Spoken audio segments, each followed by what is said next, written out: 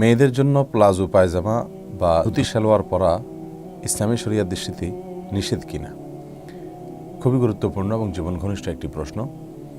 আজকাল মেয়েদের অনেকেই প্লাজো পাজামা নামে এক ধরনের বিশেষ পাজামা পরে থাকেন, যেটা খুব বেশি ঢোলা হয়ে থাকে উপর থেকে নিচ পর্যন্ত, এবং এত বেশি ঢোলা হয়ে থাকে যে এটা আগের যুগের পুরুষরা যে এক ধরনের পাজামা পরতেন পাঞ্জাবের সাথে অনেকটা সেটার মতো।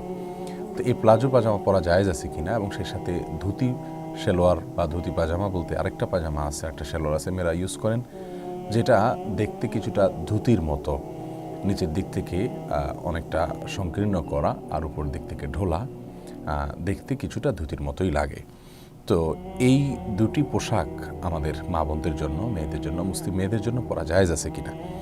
প্রথমে প্লাজোর কথা বলি। প্লাজো পাজামা যেটা যথেষ্ট ঢোলা থাকে, এটা আপাত দৃষ্টিতে নিষিদ্ধ হওয়ার কোনো কারণ নেই। যদি এটা পুরুষের সাথে সাদৃশ্যপূর্ণ হতো তাহলে এটা নিষিদ্ধ হতো, কারণ নবী আলাইহিস সালাম বলেছেন, লানাল্লাহুল মুতাশাব্বিহিনা মিনার রিজাল বিন নিসা ওয়া লানাল্লাহু আল মুতাশাব্বিহাত মিনান নিসা বির রিজাল আও কামা কাল। অর্থাৎ পুরুষ হোক নারী হোক, একে অন্যের বেশভূষা যদি ধারণ করেন, পোশাক আশাকে অন্যান্য ক্ষেত্রে, তাহলে সেক্ষেত্রে তার প্রতি আল্লাহ তাআলা লানত বর্ষিত হয়। প্লাজো পাজামা এটা মেয়েরা পরেন, পুরুষরা যেহেতু এরকম পাজামা এখন কেউই পরেন না সচরাচর, অতএব এই পাজামা মেয়েরা পরলে পুরুষের সাথে সাদৃশ্য হচ্ছে না। আর দ্বিতীয়ত, এই পাজামাটি যথেষ্ট ঢোলা থাকে। পাজামা যদি অনেক বেশি টাইট থাকে এবং সেটা পরে তিনি বাহিরে যান, পরপুরুষের সামনে যান, তাহলে তার শরীরের অঙ্গ প্রত্যঙ্গগুলো ফুটে ওঠে, সেটা অত্যন্ত নিষিদ্ধ এবং গর্হিত। কিন্তু যদি ঢোলা থাকে, সেটা পরে তিনি বাহিরে যান, আর সে ঢোলা প্লাজো পাজামাটা যদি এমন কাপড় দিয়ে বানানো থাকে যেটা পাতলা না হয়, তাহলে সেক্ষেত্রে এটা পরাতে আপাত দৃষ্টিতে নিষেধ হওয়ার কোনো কারণ দেখছি না। যদি খুব বেশি পাতলা কাপড় হয় এবং সেটা ঢোলা হয়, তাহলে সেক্ষেত্রে হাঁটতে গেলে শরীরের কোনো অঙ্গ, পায়ের কোনো অংশ দেখা যেতে পারে, এই আশঙ্কা যদি থাকে, তাহলে সেক্ষেত্রে সেটা নিষিদ্ধ হবে। আর যদি সেটা এরকম কোনো আশঙ্কা না থাকে, শরীরের কোনো অঙ্গ প্রত্যঙ্গ বোঝা না যায়, তাহলে প্লাজো পাজামা পরাতে আপাত দৃষ্টিতে কোনো সমস্যা দেখছি না। উপরের দিক থেকে যদি সেটা নিচে নামানো না থাকে, অর্থাৎ কোমর বা শরীরের কোনো অংশ দেখা না যায়, নিচের দিক থেকে যদি দেখা না যায়, তাহলে কোনো অসুবিধা নেই। প্লাজো পাজামার উপরে যদি জামা থাকে, যার ফলে শরীরের কোনো অঙ্গ প্রত্যঙ্গ ফুটে না ওঠে, তাহলে সেক্ষেত্রে ইনশাআল্লাহ বিদিনিল্লাহ প্লাজো পাজামা পরাতে আপাত দৃষ্টিতে কোনো নিষিদ্ধের কারণ দেখছি না।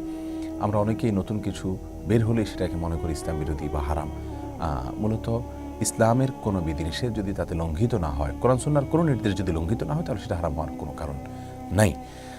আর ধুতি সালোয়ার যেটা, এটার ব্যাপারে বলবো যে যেহেতু ধুতি হিন্দুদের একটা এমন একটি পোশাক যেটার সঙ্গে তাদের ধর্মীয় সংস্কৃতি জড়িত, অতএব এটা পরিহার করা উচিত একজন মুসলিম নারীর জন্য।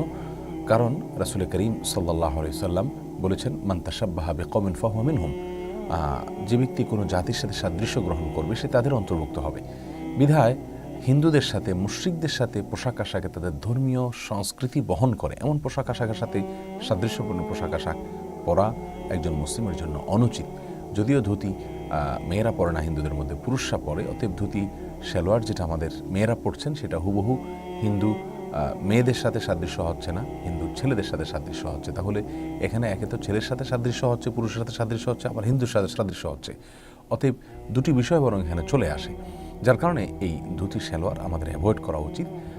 ধুতির মতো একটি পোশাক হিন্দুদের ধর্মের সাথে, ধর্মীয় সংস্কৃতির সাথে যার সম্পর্ক, অতএব এরকম একটি পোশাক আমাদের মা বোনরা পরে বেড়াবেন এবং সেটার প্রচার করবেন, সেটা দেখেই ধুতির কথা মনে পড়বে, এটা উচিত হবে না। বিধায় এটা পরিহার করাই হলো একজন মুমিন নারীর জন্য কর্তব্য।